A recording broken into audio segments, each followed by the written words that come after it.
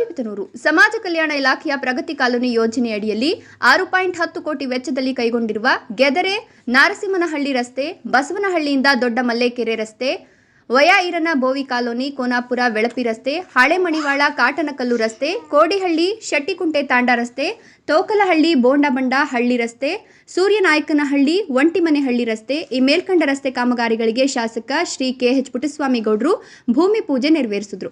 ಈ ಸಂದರ್ಭದಲ್ಲಿ ಶಾಸಕ ಪುಟ್ಟಸ್ವಾಮಿ ಗೌಡ್ರು ಗೆದರೆ ನಾರಸಿಂಹನಹಳ್ಳಿ ರಸ್ತೆಗೆ ಗುದ್ದಲಿ ಪೂಜೆ ನೆರವೇರಿಸಿ ಮಾತನಾಡಿ, ಇಲ್ಲಿನ ಗ್ರಾಮಸ್ಥರಿಗೆ ಸರ್ಕಾರಿ ಆಸ್ಪತ್ರೆಯ ರಸ್ತೆಯು ಹದಗೆಟ್ಟಿದ್ದು ಓಡಾಡಲು ಕಷ್ಟಕರವಾಗಿತ್ತು. ನಿಮ್ಮ ಗ್ರಾಮಸ್ಥರ ಕೋರಿಕೆಯಂತೆ ಈ ರಸ್ತೆಯನ್ನು ಅಭಿವೃದ್ಧಿ ಮಾಡಲಾಗುತ್ತದೆ.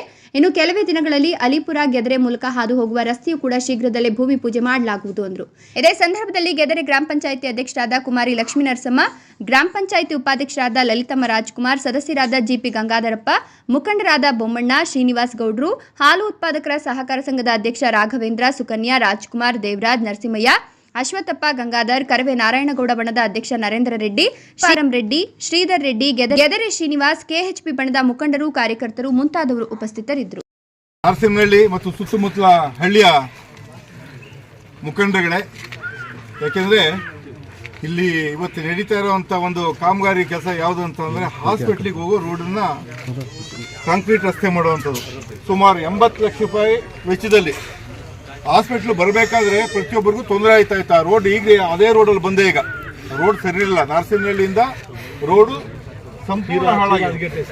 ಅದಕ್ಕೋಸ್ಕರ ರೋಗಿಗಳು ಯಾರು ಬಂದರೆ, ಅಕಸ್ಮಾತ್ ಯಾರು ಗರ್ಭಿಣಿ ಸ್ತ್ರೀಯರು ಏನಾರು ಬಂದರೆ ಭಾಳ ಕಷ್ಟ ಆಗುತ್ತೆ. ಈ ರಸ್ತೆ ಓಡಾಡೋದ್ರಿಂದ ಒಂದು ದೃಷ್ಟಿಯಿಂದ 80 ಲಕ್ಷ ರೂಪಾಯಿ ವೆಚ್ಚದಲ್ಲಿ ಈ ರೋಡನ್ನು ಕೈಗೆತ್ತಿಕೊಂಡಿದ್ದೀವಿ.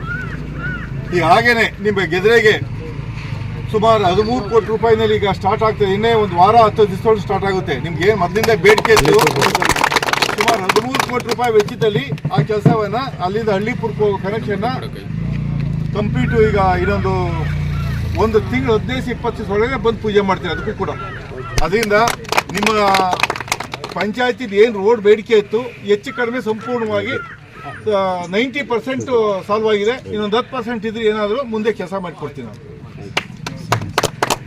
ಈ ಒಂದು ಪೂಜಾ ಕಾರ್ಯಕ್ರಮಕ್ಕೆ ತಾವೆಲ್ಲ ಇಷ್ಟು ದೊಡ್ಡ ಮಟ್ಟದಲ್ಲಿ ಎಲ್ಲ ನೀವು ಬಂದಿದ್ದೀರಿ, ಎನ್ಕರೇಜ್ ಕೊಡ್ತಾ ಇದ್ದೀರಿ. ಎಲ್ಲರಿಗೂ ಕೂಡ ಅಭಿನಂದನೆಗಳನ್ನ ತಿಳಿಸ್ತೀನಿ. ಎಲ್ಲರಿಗೂ ನಮಸ್ಕಾರ.